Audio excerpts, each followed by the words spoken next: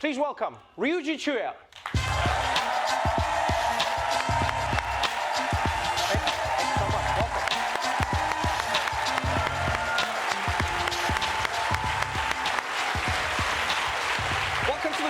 Thank you so much for having me. It's like such an honor.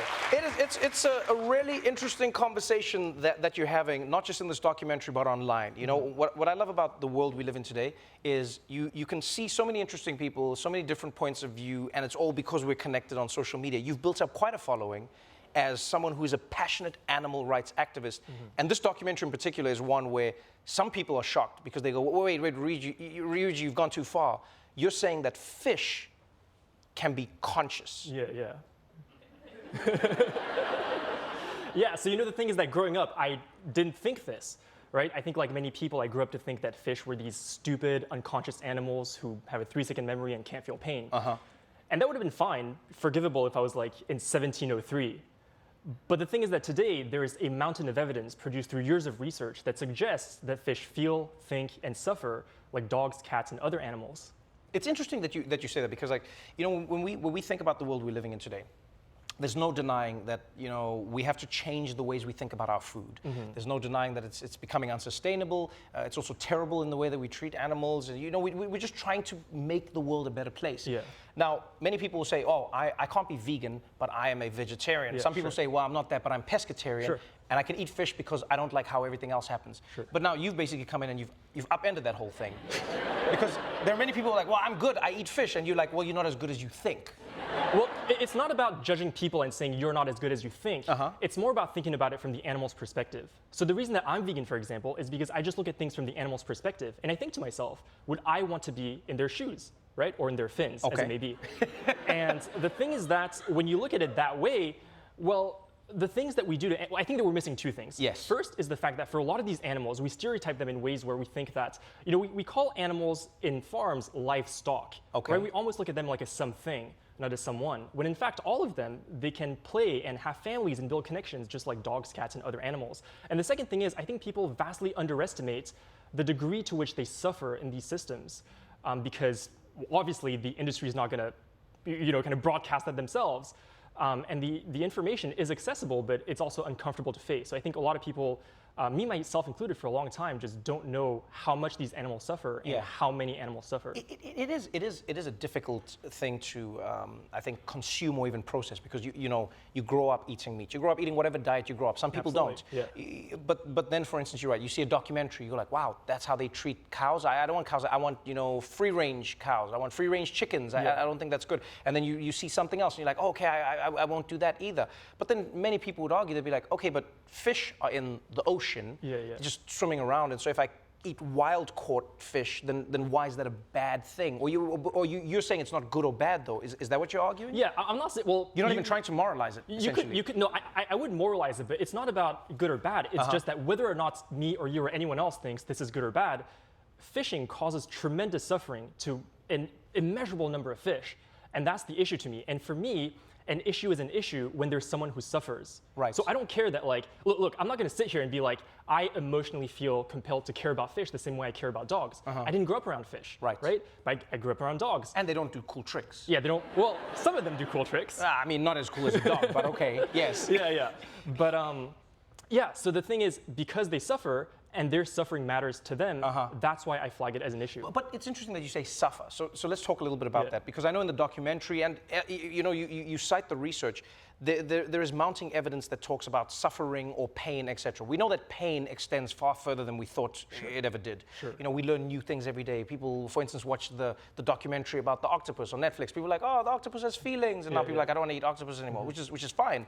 But when we think of it through the lens of suffering, do you not think sometimes we're imbuing animals with a level of almost complicated consciousness that they don't necessarily need because of the circle of life? So, like, let's say when a lion is hunting, and then it goes and it grabs like an antelope or whatever, right? The other antelope are like, that sucked, and then they just carry on with their lives. No, I mean this honestly. I watch them sometimes, and the antelope thing happens, and the antelope just carry on. I'm like, wow, I'm a lot more devastated on my couch than they are.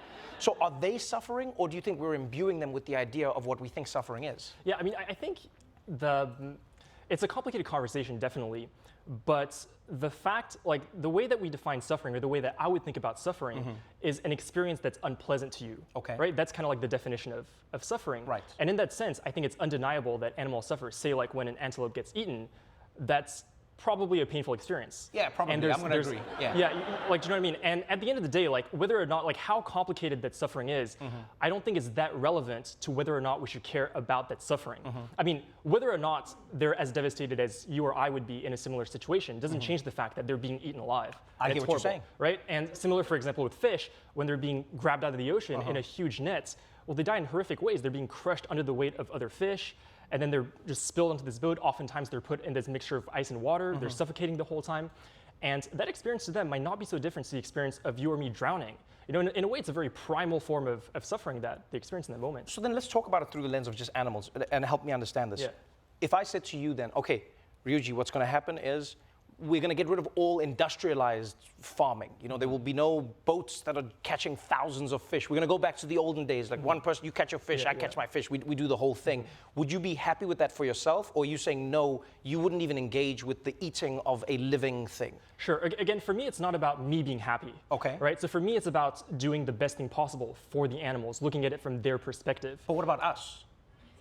No, and I don't even mean this like selfishly. No. I mean, and the reason I say this, what about us, is because I go, sometimes as humans, you know, I feel like we forget that we're also animals. Yeah, sure, okay? yeah. So we are also animals. And then those animals, like there's a lot of time where you'll go like, the animal, but then the animal will do a thing to you. Like, let's say you see like a bear. You're like, the bear's cute. Then some people go, let me go touch the bear. Then the bear's like, rah, right? Then the people are like, that bear's an asshole. Then I'm like, no, the bear's just a bear. It's doing bear things. Yeah. Are we not just doing human things in that way? Like, does it need to be moralized in any way, shape, or form? Are we not just meant to eat the thing because it's food for us? Yeah, sure. I mean, you could say that it's a human thing, but again, whether or not you or me or anyone else considers this a human thing doesn't change the fact that an action would cause suffering. And in my view, if we can prevent suffering from happening, then why not do it? That's because if I was in that position, then I would not want to suffer.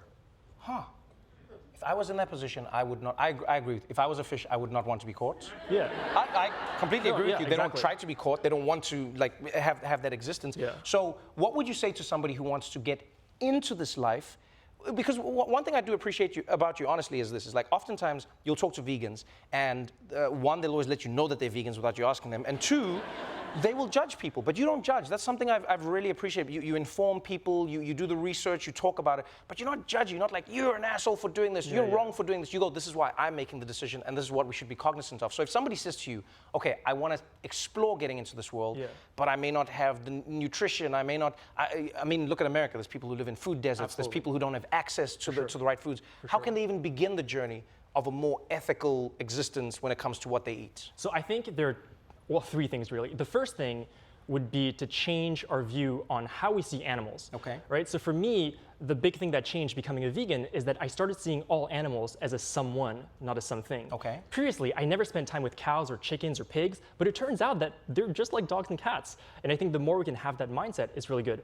The second thing is to get informed about what we actually do to them. Because again, I think that many people vastly underestimate the amount of suffering that we cause them, even in just the legal things that we do to them. A lot of those things are things that would be outrageous if done to dogs and cats. It would be illegal. Like, they would get canceled and arrested if we did this to dogs and cats, is what would happen. Right?